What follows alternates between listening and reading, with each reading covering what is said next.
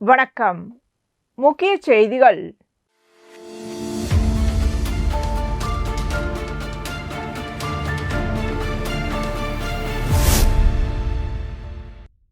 கூட்டணி தொடர்பாக என்ஆர் காங்கிரஸ் மற்றும் பாரதிய ஜனதா கட்சி நிர்வாகிகளிடையே ஆலோசனை கூட்டம் நடைபெற்றது. இந்த ஆலோசனையில் என்ஆர் காங்கிரஸ் சார்பில் மாநில அந்தஸ்து வழங்குதல், எல்ஜேகே கூட்டணியில் இடம்பெறக்கூடாது உள்ளிட்ட பல்வேறு கோரிக்கைகள் முன்வைக்கப்பட்டதாக கூறப்படுகிறது.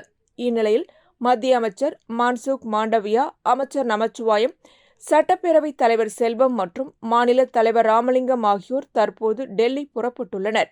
புதுச்சேரியில் கூட்டணி கட்சிகளுடன் நடைபெற்ற பேச்சுவார்த்தைகளில் முன்வைக்கப்பட்ட கோரிக்கைகள் குறித்து மத்திய உள்துறை அமைச்சர் அமித்ஷாவுடன் ஆலோசனை நடத்தப்பட்ட பிறகு வேட்பாளர்கள் பட்டியல் அறிவிக்கப்படலாம் என எதிர்பார்க்கப்படுகிறது.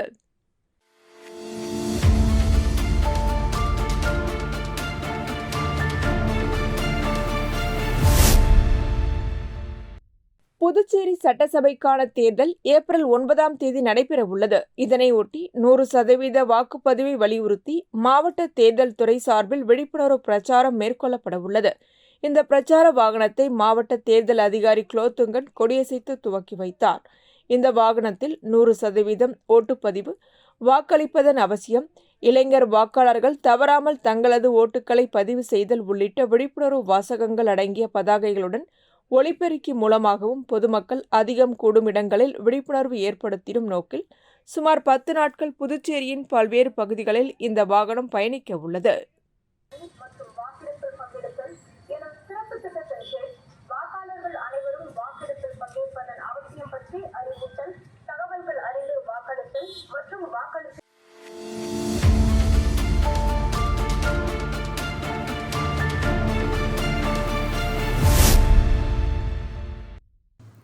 புதுச்சேரி சட்டமன்ற தேர்தலுக்கான வேட்புமனு தாக்கல் தொடங்கியுள்ள நிலையில் திமுக காங்கிரஸ் கூட்டணியில் தொகுதி பங்கீடு தொடர்பான பேச்சுவார்த்தை இழுபறியாக உள்ளது.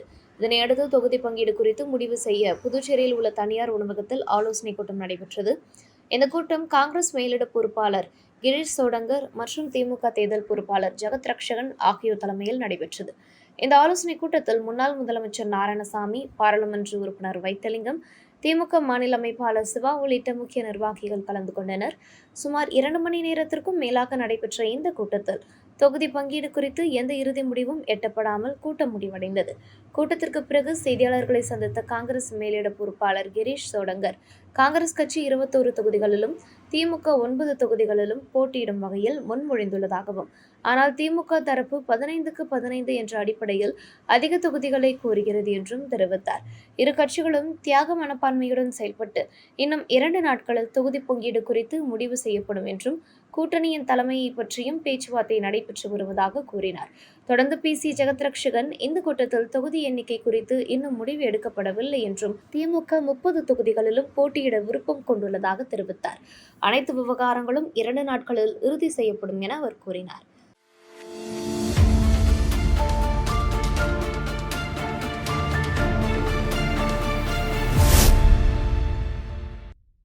புதுச்சேரி மாநில சட்டசபை தேர்தலுக்கான ஓட்டுப்பதிவு வரும் 9 நடைபெறவுள்ளது. இதற்கான அதிகாரப்பூர்வ அறிவிப்பு வெளியிடப்பட்டதுடன் தேர்தல் நடத்தை விதிகள் உடனடியாக அமலுக்கு வந்துள்ளன. இதனைத் தொடர்ந்து மாநில எல்லைகளில் சோதனை சாவடிகள் அமைக்கப்பட்டு தேர்தல் பறக்கும் படையினர் துணை ராணுவத்தினருடனும் இணைந்து தீவிர கண்காணிப்பு பணிகளில் ஈடுபட்டு வருகின்றனர். அதன்படி கோரிமேடு எல்லைப்பகுதியில் கதிரேசன் தலைமையிலான தேர்தல் பறக்கும் படையினர் துணை ராணுவத்தினருடன் இணைந்து வெளிமாநில வாகனங்களில் பணம் அல்லது பரிசு பொருட்கள் கொண்டு வரப்படுகிறதா என தீவிர சோதனை மேற்கொண்டனர். மேலும் தேர்தல் விதிமுறைகளை மீறி கட்சி கொடிகளுடன் வந்து கார்களை தடுத்து நிறுத்தி அவற்றிலிருந்து கொடிகளை அகற்றும் பணியிலும் அதிகாரிகள் ஈடுபட்டனர்.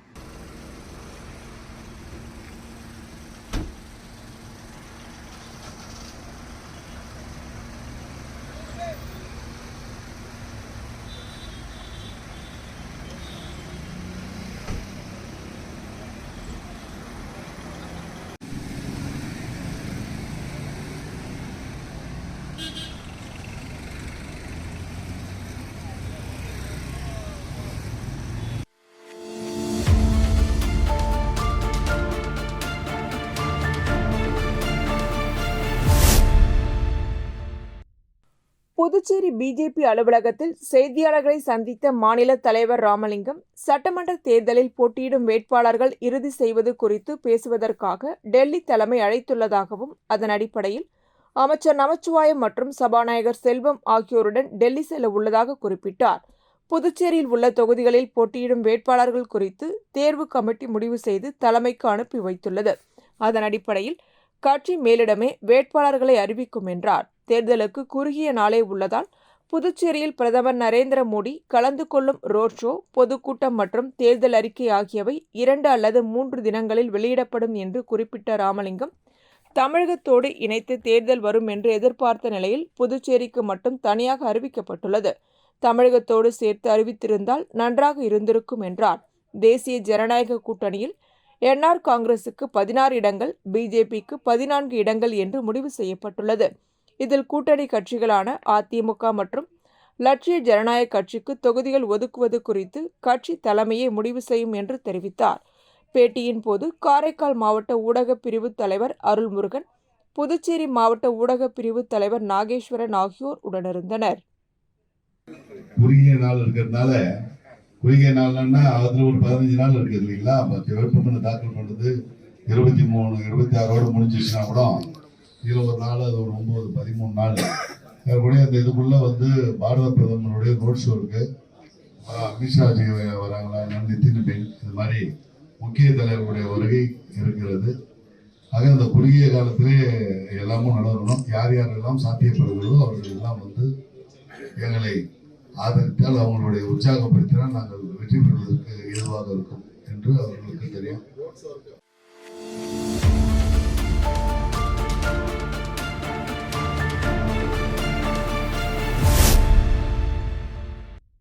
புதுச்சேரி சட்டமன்ற தேர்தல் ஒரே கட்டமாக நடத்தப்படும் என தேர்தல் ஆணையம் அறிவித்துள்ளது. அதன்படி வரும் ஏப்ரல் 9ஆம் தேதி வாக்குப்பதிவு நடைபெற உள்ளது.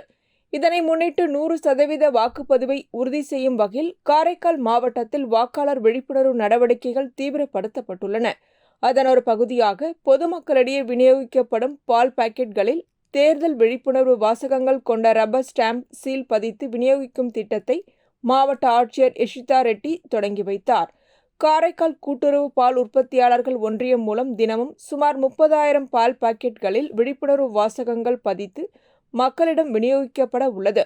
இந்த நடைமுறை 1 மாத காலம் மாவட்டம் முழுவதும் அமல்படுத்தப்படும் என தெரிவிக்கப்பட்டுள்ளது. பால் பாக்கெட்கள் வழியாக தேர்தல் விழிப்புணர்வு செய்திகளை மக்களிடம் கொண்டு சேர்க்கும் இந்த புதிய முயற்சி பொதுமக்களிடையே நல்ல வரவேற்பை பெற்றுள்ளது.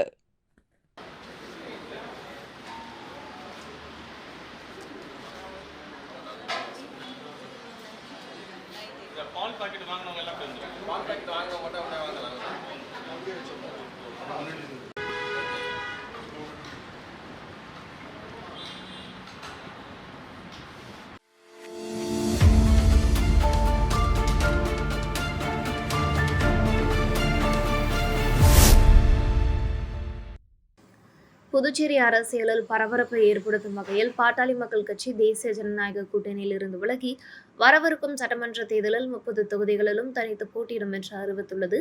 இந்த முடிவுக்கான காரணங்களாக கூட்டணியில் தொகுதி பங்கீடு தொடர்பாக பலமுறை வலியுறுத்தியும் இதுவரை உரிய பதில் அல்லது பேச்சுவார்த்தை நடைபெறவில்லை என பாமக குற்றம் சாட்டியுள்ளது. மேலும் முதலமைச்சர் உள்ளிட்ட கூட்டணி தலைவர்கள் தங்களை மதிக்கவில்லை என்றும் இது கட்சிக்கு மனவேதனையை ஏற்படுத்தியுள்ளதாக தெரிவித்துள்ளது. கூட்டணியின் வெற்றிக்காக கடந்த காலங்களில் தாங்கள் உண்மையாக உழைத்தும் அதற்கான அங்கீகாரம் கிடைக்காத நிலையில் இனி தங்களின் வெற்றியை தங்களே தேடிக்கொள்ள முடிவு செய்துள்ளதாகவும் கட்சி நிர்வாகிகள் தெரிவித்துள்ளனர். தமிழகத்தில் கூட்டணி நிலைமை சுமூகமாக இருக்கும் நிலையில் புதுச்சேரியில் மட்டும் இத்தகைய மோதல் ஏற்பட்டிருப்பது கவனிக்கத்தக்கது. தங்களின் அரசியல் வலிமையை நிரூபிக்கும் வகையில் 30 தொகுதிகளிலும் களம் காணப்போவதாக பாமக நிர்வாகிகள் சூளுரைத்துள்ளனர். எங்கள் உழைப்பை மற்றவர்களுக்கு கொடுத்தது போதும், இனி எங்களுக்காக உழைத்து எங்கள் பலத்தை நிரூபிப்போம் என அவர்கள் தெரிவித்துள்ளனர். இந்த திடீர் அறிவிப்பால் புதுச்சேரி அரசியல் வட்டாரங்களில் பரபரப்பு ஏற்பட்டுள்ளது. இது கூட்டணி கட்சிகளின் வாக்கு வங்கியில் எந்த அளவு தாக்கத்தை ஏற்படுத்தும் என்பது தேர்தல் முடிவில் தெரிய வரும். தொகுதி பங்கீடு சம்பந்தமாக கூட்டணி சம்பந்தமாக எந்த பதிலும் கொடுக்கவில்லை. ஆகையால் புதுச்சேரி மாநில நிர்வாக குழு இன்று ஒன்று கூடி புதுச்சேரி மாநிலத்தில் பாட்டாளி மக்கள் கட்சி தனித்து போட்டியிடுவது என்று முடிவு செய்யப்பட்டது. இந்த முடிவு செய்யப்பட்ட தீர்மானத்தை பாட்டாளி மக்கள் கட்சியினுடைய தலைவர் அன்புமணி ராமதாஸ் அவர்களுக்கு அனுப்பி வைப்பது என்று ஒருமனதாக முடிவு செய்யப்பட்டது. நன்றி, வணக்கம்.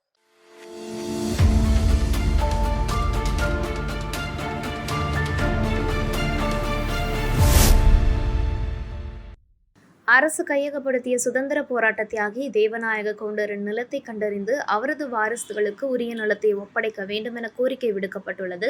இதற்காக தேசிய மக்கள் முன்னணி நிறுவன தலைவர் சுவாமிநாதன் தலைமையில் மாவட்ட ஆட்சியரிடம் மனு அளிக்கப்பட்டது. புதுச்சேரி மேட்டுப்பாளையத்தை சேர்ந்த தேவநாயக கவுண்டரிடம் 1969ஆம் ஆண்டு அரசு பள்ளி கட்டுவதற்காக வழுதாவூர் பிரதான சாலையில் உள்ள நிலத்தை அரசு கேட்டுள்ளது.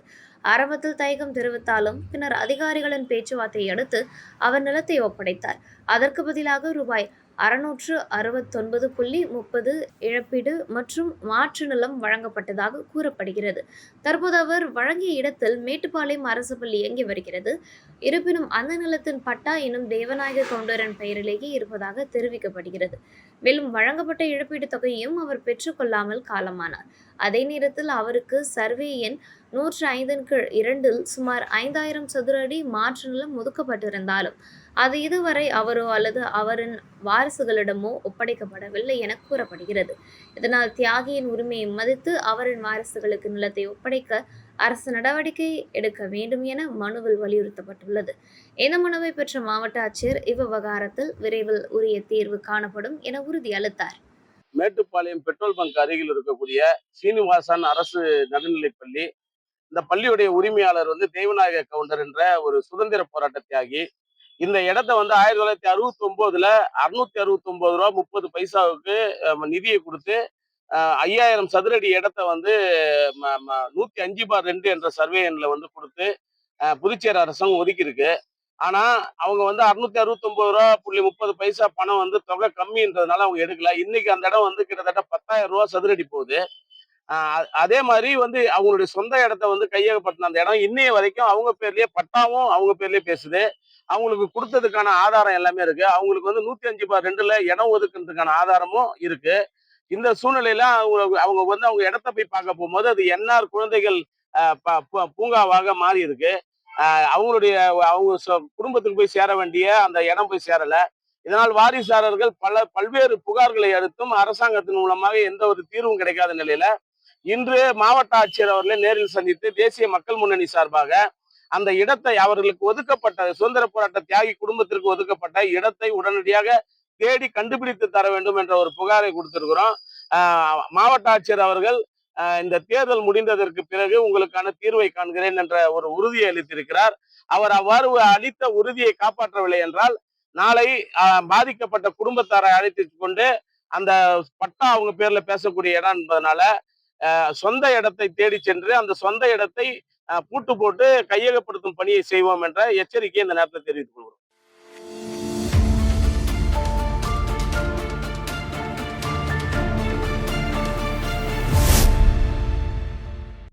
புதுச்சேரி கிருஷ்ணா நகர் 9வது குறுக்கு தெருவில் அமைந்துள்ள ஸ்ரீ விருட்சம் மருத்துவமனையில் மூட்டு வலிகளுக்கான இலவச சிறப்பு சிகிச்சை முகாம் நடைபெற்றது. இம்முகாமில் கலந்து கொண்டவர்களுக்கு தலைமை சித்த மருத்துவர் டாக்டர் மேனகா, ஆயுர்வேத மருத்துவர் ஜெயஸ்ரீ, நேச்சுரோபதி மற்றும் யோகா மருத்துவர் திவ்யா ஆதி ஆகியோர் மருத்துவ சேவைகள் வழங்கினர். முகாமில் இரத்த அழுத்தம், இரத்த சர்க்கரை அளவு, எலும்பு கனிம அடர்த்தி உள்ளிட்ட பல்வேறு சோதனைகள் மேற்கொள்ளப்பட்டன. தொடர்ந்து நோயாளிகளுக்கு தேவையான மருத்துவ ஆலோசனைகள் வழங்கப்பட்டதுடன் மருந்துகள் மற்றும் மாத்திரைகளும் வழங்கப்பட்டன. இந்த மூட்டு வலிகளுக்கான இலவச மருத்துவ முகாமில் பொதுமக்கள் கலந்து கொண்டு பயன்பெற்றனர்.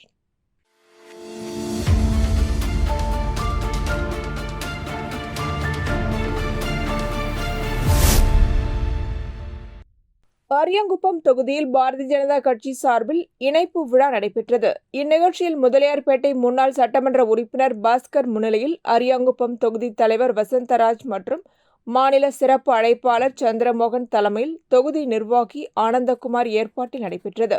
இந்த இணைப்பு விழாவில் சுமார் 200க்கும் மேற்பட்டோர் பாஜகவில் இணைந்தனர். புதியதாக இணைந்த இளைஞர்களுக்கு புதுச்சேரி மாநில பாஜக தலைவர் VP ராமலிங்கம் வாழ்த்துக்களை தெரிவித்தார். மேலும் இந்நிகழ்ச்சியில் மாநில, மாவட்ட மற்றும் தொகுதி நிர்வாகிகள் கலந்து கொண்டதுடன் இளைஞர்கள் கோகுலகிருஷ்ணன், சரண், விக்னேஷ், அருண், சரவணன், தாமு, வருண், வினோத், வெங்கட், பிரதீப், விஸ்வா உள்ளிட்டோர் பங்கேற்றனர்.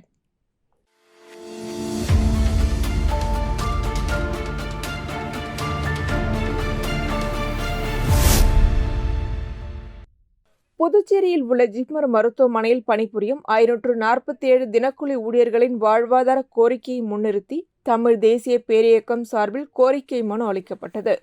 புதுச்சேரி தமிழ் தேசிய பேரியக்க செயலாளர் வேலுசாமி தலைமையில் சமூக அமைப்பினர்கள் கோரிமேடு பகுதியில் உள்ள ஜிப்மர் துணை இயக்குநரை சந்தித்து மனுவை வழங்கினர். அந்த மனுவில் ஜிப்மர் மருத்துவமனை புதுச்சேரி மற்றும் தமிழ்நாடு முழுவதும் இருந்து வரும் ஆயிரக்கணக்கான நோயாளிகளுக்கு தினமும் சிறந்த சிகிச்சை வழங்கி வருவதாகவும் அந்த சேவையில் முக்கிய பங்காற்றி வரும் 547 தினக்கூலி ஊழியர்கள் கடந்த 25 ஆண்டுகளுக்கும் மேலாக குறைந்த ஊதியத்தில் கடினமாக பணியாற்றி வருவதாகவும் குறிப்பிடப்பட்டுள்ளது. மேலும் சென்னை உயர்நீதிமன்றம் இரு நீதியரசர்கள் அமர்வு கடந்த 2025 டிசம்பர் 16ஆம் தேதி வழங்கிய தீர்ப்பில் 10 ஆண்டுகளுக்கு மேல் பணியாற்றிய தினக்கூலி ஊழியர்களை நிரந்தரமாக்க வேண்டும் என்றும் நிலுவைத் தொகைகளை 3 மாதங்களுக்குள் வழங்க வேண்டும் என்றும் உத்தரவிட்டுள்ளது குறிப்பிடப்பட்டுள்ளது. காலக்கெடு மீறப்பட்டால் ஆண்டுக்கு 5% வட்டி வழங்க வேண்டும் என்றும் நீதிமன்றம் தெரிவித்துள்ளது. நீதிமன்றம் தனது தீர்ப்பில் நீண்ட காலமாக தற்காலிகமாக ஊழியர்களை வைத்திருப்பது சுரண்டல் என்றும் அது இந்திய அரசியலமைப்பு சட்டத்தின் 14 மற்றும் 16ஆம் கட்டளைக்கு எதிரானது என்றும் கடுமையாக குறிப்பிட்டுள்ளது. இந்நிலையில் நிர்வாகம் தீர்ப்பை அமல்படுத்தாமல் உச்சநீதிமன்றத்தில் மேல்முறையீடு செய்ய திட்டமிட்டுள்ளதாக தகவல் வெளியாகியிருப்பது தொழிலாளர்களுக்கு கவலை அளிப்பதாகவும் ஏழ்மை நிலையில் உள்ள இத்தொழிலாளர்களின் வாழ்வாதாரத்தை பாதிக்கக்கூடாது என்றும் வலியுறுத்தப்பட்டுள்ளது. எனவே ஜிப்மர் நிர்வாகம் நீதிமன்ற உத்தரவினை மதித்து 547 தினக்கூலி ஊழியர்களுக்கும் உடனடியாக பணி நிரந்தரம் வழங்க வேண்டும் என்றும் மேல்முறையீடு மூலம் அவர்களின் உரிமைகளை தாமதப்படுத்த வேண்டாம் என்றும் கோரிக்கை மனுவில் தெரிவிக்கப்பட்டுள்ளது. காலக்கெடு முடியுது, என்ன நடவடிக்கை எடுத்திருக்கிறீங்க, ஏன் அவங்கள பணி நிரந்தரம் செய்யல அப்படிங்கிற கோரிக்கையை கேட்பதற்கு இயக்குனரை பார்த்துறாங்க. இயக்குனரை பார்ப்பதற்கு வந்துட்டு அவரு சென்ட்ரல் அமைச்சர்களோடு மத்திய அமைச்சர்களோடு கூட்டத்தில் இருக்கிறாரு. அதனால இணை இயக்குனர் அவரு ரங்கபாஷம் அவங்களை சந்திச்சு தமிழ் தேசிய பேரியக்கம், நாம் தமிழர் கட்சி, தமிழர் களம், மக்கள் வாழ்வு உரிமை இயக்கம், தமிழ் தேசிய அமைப்புகள் எல்லோரும் சேர்ந்து அவர்கிட்ட பேசணும். அவர் நாங்க மேல்முறையீடு போகலாம்னு சொல்லியிருக்கிறாங்க. ஆனா நாங்க என்ன சொல்லியிருக்கிறோம், இது 547 குடும்பங்களுடைய வாழ்வாதார பிரச்சனை. இந்த தமிழர்கள் மிக கடினமான பணிகளை செஞ்சிருக்கிறாங்க. கொரோனா காலத்தில் எல்லாம் அவங்க 20 ஆண்டுகளுக்கு மேலாக பணி புரிஞ்சிருக்கிறாங்க. அவங்கள நீங்க மேல்முறையீடு எல்லாம் போகக்கூடாது. அவங்கள பணி நிரந்தரம் செய்வதுதான் நியாயமானதாக இருக்கும், ஜிப்மர் நிர்வாகத்திற்கு நல்ல பேர் கொடுக்கறதாக இருக்கும் அப்படின்னு நாங்க சொன்னோம். அதை அவங்க ஏத்துக்கிட்டு இருக்கிறாங்க. இன்னும் 3 நாட்களுக்குள் இயக்குநரை சந்தித்து இதை பற்றி விரிவாக பேசுவதற்கு நாங்க முன் அனுமதி வாங்கி கொடுக்கிறோம்னு சொல்லியிருக்கிறாங்க. அந்த அளவுல நாங்க இந்த கோரிக்கை கடிதத்தை கொடுத்துட்டு வந்திருக்கிறோம்.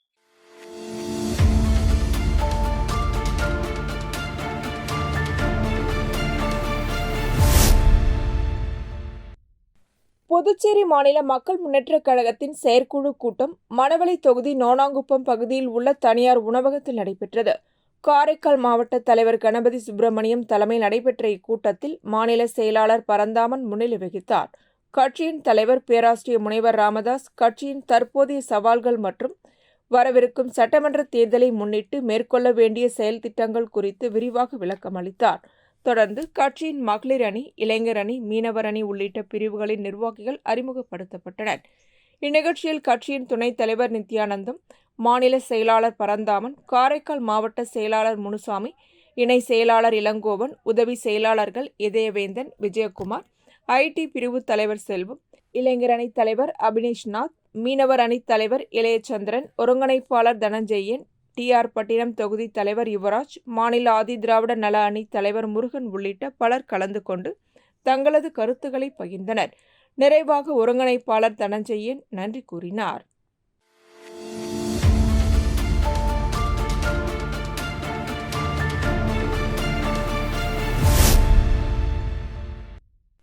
புதுச்சேரி வில்லியனூர் தொகுதிக்குட்பட்ட மணவெளி திருவேணி நகர் பகுதியில் அமைந்துள்ள ஸ்ரீ திரிபுர சுந்தரி உடனுரை ஸ்ரீ திரிவேணேஸ்வரர் ஆலயத்தில் தேய்பிறை பிரதோஷ வழிபாடு நடைபெற்றது. தேய்பிறை பிரதோஷத்தை முன்னிட்டு ஆலயத்தில் சிறப்பு அபிஷேகங்கள் மற்றும் அலங்காரத்துடன் தீபாராதனைகள் நடைபெற்றன.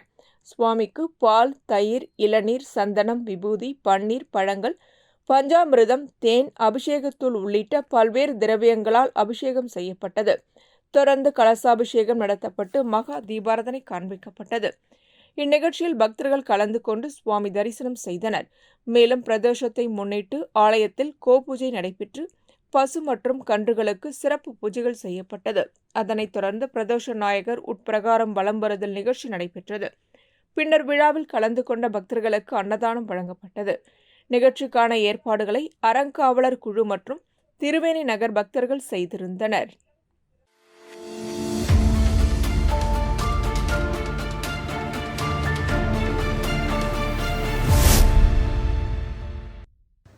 தமிழ்நாட்டில் கடந்த 20 ஆண்டுகளாக சமூக பணிகளில் ஈடுபட்டு வரும் அன்னை தெரேசா சமூக சேவை இளைஞர்கள் அறக்கட்டளை தற்போது புதுச்சேரியிலும் தனது சேவையை தொடங்கியுள்ளது.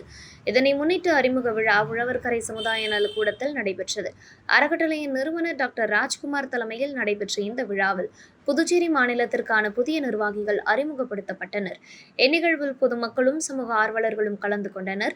புதுச்சேரி மாநிலத்தின் செயல்பாடுகளை முன்னெடுத்து செல்ல நியமிக்கப்பட்ட நிர்வாகிகள் மாநில செயலாளர் சர்மா, பொதுச் செயலாளர் ஸ்டீபன், துணை பொதுச் செயலாளர் விஜயபாரதி, துணை செயலாளர் அசோக், மாநில ஒருங்கிணைப்பாளர் சிவா, தலைமை ஒருங்கிணைப்பாளர் ரஞ்சித், மாநில அமைப்பாளர் ரமேஷ், தலைமை நிலை செயலாளர் விஜயபிரகாஷ், மாநில இளைஞரணி செயலாளர் ஜான், பொதுச் செயலாளர் சதீஷ்குமார், துணை பொதுச் செயலாளர் ஞானப்பிரகாசம், துணை செயலாளர் முருகன், மாநில இளைஞரணி அமைப்பாளர் வேல்முருகன், மாநில இளைஞரணி ஒருங்கிணைப்பாளர் ஆதித்யன் ஆகியோர் நியமிக்கப்பட்டுள்ளனர். நிகழ்ச்சியில் உரையாற்றிய டாக்டர் ராஜ்குமார், அன்னை தெரேசாவின் தியாகமும் அன்பும் தான் இந்த அறக்கட்டளையின் அடிப்படை. இல்லாதவர்களுக்கு நம்மால் முடிந்த உதவியை செய்வதே எங்களின் நோக்கம்.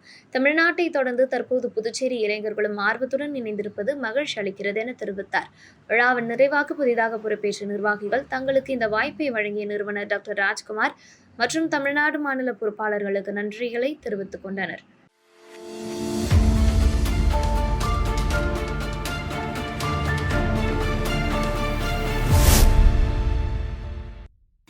புதுச்சேரி முதலியார்பேட்டை தொகுதியில் பொதுமக்கள் பயன்பெறும் வகையில் தொடர்ந்து பல்வேறு நலத்திட்ட உதவிகளை முன்னாள் சட்டமன்ற உறுப்பினர் பாஸ்கர் செய்து வருகிறார். அதன் அடிப்படையில் முன்னாள் சட்டமன்ற உறுப்பினர் பாஸ்கர் தலைமையில் அவரது சொந்த செலவில் பொதுமக்கள் சுயதொழில் செய்து முன்னேற வேண்டும் என்ற உயர்ந்த நோக்கில் பல பயனாளர்களுக்கு பூக்கடைகள் மற்றும் தள்ளுவண்டி கடைகளை இலவசமாக வழங்கினார். இந்த நலத்திட்ட உதவிகளை பாரதிய ஜனதா கட்சியின் புதுவை மாநில தலைவர் ராமலிங்கம் கலந்து கொண்டு நலத்திட்ட உதவிகளை வழங்கினார்.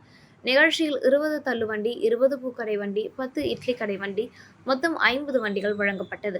இந்நிகழ்ச்சியில் பாஜக பிரமுகர்கள் கிருஷ்ணராஜ், லைன் சுரேஷ், கோப்பத்தி, முன்னாள் கவுன்சிலர் பாஸ்கர் உட்பட கட்சி நிர்வாகிகள், பொதுமக்கள் கலந்து கொண்டனர்.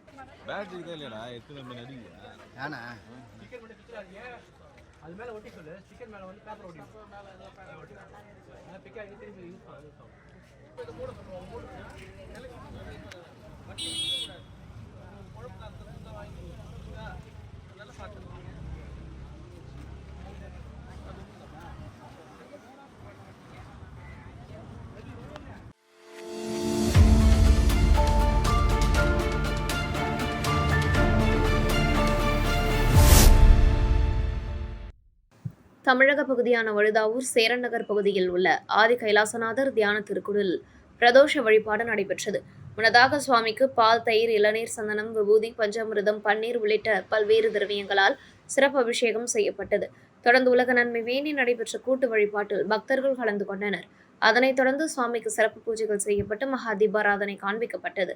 இதில் பக்தர்கள் கலந்து கொண்டு சுவாமி தரிசனம் செய்தனர்.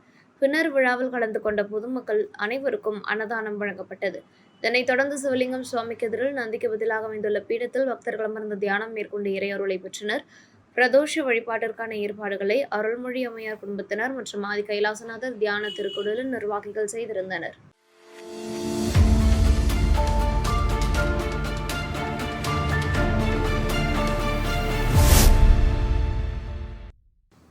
புதுச்சேரி முழுவதும் சமூக பணிகளில் ஈடுபட்டு வந்த மதலேன் தூப்ளிக் 2ஆம் ஆண்டு நினைவஞ்சலி நிகழ்ச்சி நடைபெற்றது. புதுச்சேரி நேதாஜி நகர் கஸ்தூரிபாய் காந்தி வீதியில் அமைந்துள்ள ஒலந்திரியாவின் முன்னாள் நிர்வாக இயக்குநராக பணியாற்றிய மதலன் தூப்ளிக் நினைவாக இந்நிகழ்ச்சி நடைபெற்றது. இந்த நிகழ்ச்சியில் ஒலந்திரியா இயக்குநர் செந்தில் ஒலந்திரியா, மதலேனின் மகன் செல்வா, அரசு ஊழியர்கள் சம்மேளனத்தின் நிரந்தர செய்தி தொடர்பாளர் கலைமாமணி டாக்டர் நமச்சிவாயம், பெரியார் திராவிட விடுதலை கழக தலைவர் கோகுல் காந்தி, ரிக்ஷா மாமா ஃபவுண்டேஷன் நிறுவனர் ஜான் பீட்டர் உள்ளிட்டோர் கலந்து கொண்டனர். மேலும் 50க்கும் மேற்பட்ட குழந்தைகள் மற்றும் பொதுமக்கள் கலந்து கொண்டு மதலேன் அம்மாவின் உருவப்படத்திற்கு மலர் தூவி மரியாதை செலுத்தினர். நிகழ்ச்சியை முன்னிட்டு மாணவர்கள் மற்றும் மாற்றுத்திறனாளிகளுக்கு நலத்திட்ட உதவிகளாக நோட்டு புத்தகங்கள் மற்றும் மளிகை பொருட்கள் வழங்கப்பட்டன. இதில் பொதுமக்கள் மற்றும் உலந்திரையா ஊழியர்கள் கலந்து கொண்டு நினைவஞ்சலி செலுத்தினர்.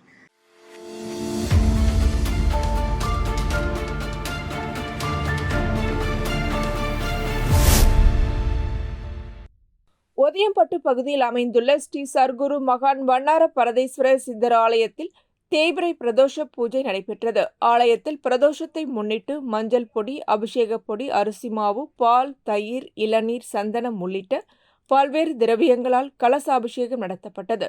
தொடர்ந்து நந்தி மற்றும் மூலவருக்கு சிறப்பு அலங்காரம் செய்யப்பட்டு மகா தீபாராதனை நடைபெற்றது. இந்நிகழ்ச்சியில் சுற்று வட்டார பகுதிகளில் இருந்து பக்தர்கள் கலந்து கொண்டு சுவாமி தரிசனம் செய்தனர். பின்னர் கலந்து கொண்ட அனைவருக்கும் அன்னதானம் வழங்கப்பட்டது. பூஜைக்கான ஏற்பாடுகளை ஆலய நிர்வாக அதிகாரி பர்குணன், ஆலய அர்ச்சகர் முத்து மற்றும் ஒதியம்பட்டு அஞ்சா போர்வெல் உரிமையாளர் சுந்தரம் குடும்பத்தினர் செய்திருந்தனர்.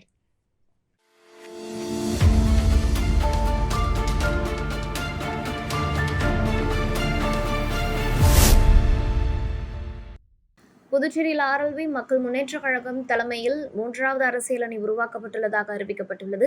இந்த கூட்டணியில் முதல் கட்சியாக அகில இந்திய நாடாளும் மக்கள் கட்சி இணைந்துள்ளது. இதுகுறித்து வெளியிடப்பட்ட அறிக்கையில், புதுச்சேரியில் மக்களுக்கான ஆட்சியை உருவாக்க வேண்டும் என்ற நோக்கத்தில் மாற்றுக் கட்சிகள் மற்றும் இயக்கங்களில் மனக்குமுறலுடன் உள்ள அனைவரும் இந்த கூட்டணியில் இணைந்து செயல்படுமாறு அழைப்பு விடுக்கப்பட்டிருந்தது குறிப்பிடப்பட்டுள்ளது. அதனைத் தொடர்ந்து அகில இந்திய நாடாளும் மக்கள் கட்சியின் நிறுவன தலைவர் அக்னி செல்வராஜ் ஆர்எல்வி மக்கள் முன்னேற்ற கழக தலைவரை நேரில் சந்தித்து ஆலோசனை நடத்தினார். இதில் புதுச்சேரியின் நலன் மற்றும் வளர்ச்சியை முன்னிறுத்தி வரவிருக்கும் தேர்தலில் ஒன்றிணைந்து செயல்படுவது குறித்து முடிவு செய்யப்பட்டது. மேலும் 70 ஆண்டுகளாக நிலவி வரும் ஏமாற்று அரசியலுக்கு முற்றுப்புள்ளி வைத்து புதிய அரசியல் மாற்றத்தை உருவாக்கும் நோக்கில் ஆர்எல்வி மக்கள் முன்னேற்ற கழகத்தின் தலைமையை ஏற்று கூட்டணியில் இணைவதை கடிதம் மூலம் உறுதிப்படுத்தியதாக தெரிவிக்கப்பட்டுள்ளது. இந்த 3வது அணியை மேலும் வலுப்படுத்தும் வகையில் பிற அரசியல் கட்சிகள், பொதுநல இயக்கங்கள் மற்றும் சமூக ஆர்வலர்களுடன் கூட்டணி பேச்சுவார்த்தை நடத்த குழு அமைக்கப்பட்டுள்ளது. இந்த குழுவில் சிவகுமார் தலைமையில் சிவகுமார், கோமதி சங்கர், சுப்பிரமணியன், வாசுகி ஆகியோர் உறுப்பினர்களாக நியமிக்கப்பட்டுள்ளனர். இந்த குழு எடுக்கும் முடிவுகள் மாநில தலைவர் ஆர்.எல். வெங்கட்ராமன் ஒப்புதலுடன் அதிகாரப்பூர்வமாக அறிவிக்கப்படும் என தெரிவிக்கப்பட்டுள்ளது.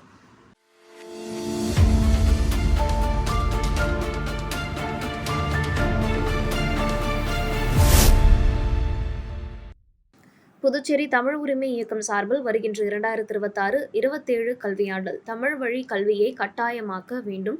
புதுச்சேரி மாநிலத்திற்கென்று தனி கல்வி வாரியம் உருவாக்க வேண்டும். தமிழ் வளர்ச்சித்துறையை ஏற்படுத்த வேண்டும். தாய்மொழி தமிழை அழிக்கும் புதிய கல்விக் கொள்கையை மத்திய இடைநிலை கல்வி வாரியம் பாடத்திட்டத்தை முற்றிலுமாக கைவிட வேண்டும். புதுச்சேரியில் அலுவல் மொழி சட்டம் 1964 நடைமுறைப்படுத்த வேண்டும் உள்ளிட்ட பல்வேறு கோரிக்கைகளை வலியுறுத்தி புதுச்சேரி துணைநிலை ஆளுநர் மாளிகை அணிவகுப்பு மற்றும் முற்றுகை போராட்டம் அண்ணா சிலை சதுக்கம் அருகே நடைபெற்றது.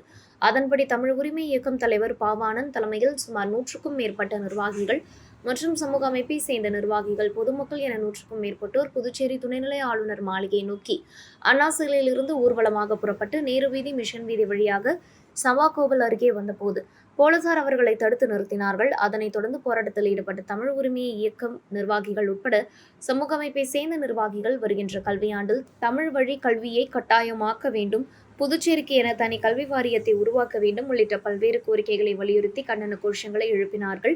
ஆர்ப்பாட்டத்திற்கு தமிழ் உரிமை இயக்க துணைத் தலைவர்கள் சிவ வீரமணி, ஆறு செல்வம், எனாமல் ஹுசேன், அழகர், ஏகவல்லி ஆகியோர் முன்னிலை வகித்தனர். முற்றுகை அணிவகுப்பை தமிழ் உரிமை இயக்க நெறியாளர்கள் தமிழ் மன்னன், இளங்கோ, முத்துக்கண்ணு ஆகியோர் தொடங்கி வைத்தனர். ஆர்ப்பாட்டத்திற்கான தொடக்க உரையை தமிழ் உரிமை இயக்க பொருளாளர் லோகையப்பன் ஆற்றினார். இதில் ஏராளமான தமிழ் உரிமை இயக்க நிர்வாகிகள், பொதுமக்கள், சமூக அமைப்பை சார்ந்த நிர்வாகிகள் கலந்து கொண்டனர். இத்துடன் செய்திகள் நிறைவடைகின்றன. வணக்கம்.